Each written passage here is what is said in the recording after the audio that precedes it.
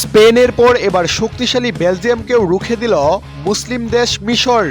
শেষ মুহূর্তে easy penalty দিল না রেফারি, নয়তো ম্যাচটা জিতেই যেত মোহাম্মদ সালাহর দল। দর্শক, ফিফা র্যাঙ্কিংয়ের 10 নম্বর দল বেলজিয়াম, অন্যদিকে 30 নম্বর দল মিশর। তবে মাঠে মিশরের খেলা দেখে যেন পুরো উল্টো চিত্র মনে হলো। শক্তিশালী বেলজিয়ামকে এদিন যেন না খানি চুবানি খাইয়ে ছাড়ল মুসলিম দেশ মিশর। ম্যাচের 20তম মিনিটেই গোল পেয়ে যায় মিশর।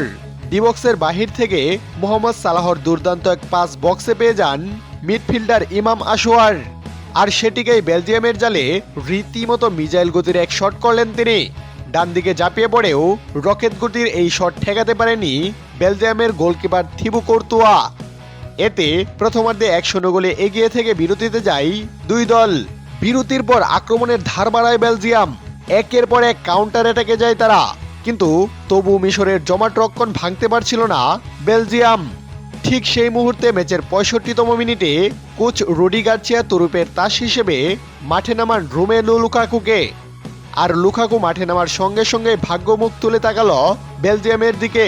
তিনি মাঠে নামার কয়েক সেকেন্ডের মধ্যেই একটি ক্রস থেকে বল পেয়ে লুকাকু যখন শট নেওয়ার প্রস্তুতি নিচ্ছিলেন, তখন সেটি ক্লিয়ার করতে গিয়ে নিজেদের জালেই বল জড়িয়ে ফেলেন সেই ইমাম আশোয়ার।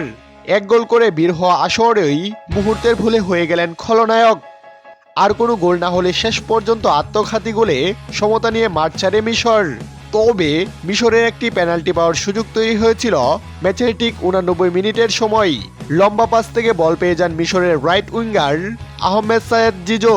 বল নিয়ে দ্রুত গতিতে ডিবক্সে ঢোকার সময় সরাসরি তাকে টান দিয়ে ফেলে দেন বেলজিয়ামের ডিফেন্ডার, কিন্তু রেফারি নিজ চোখে দেখেও সেটিকে ফাউল ডাকলেন না। এতে ক্ষেপে যান সায়েদ জিজু সহ ডাগআউটে থাকা মিশরের হেড কোচও।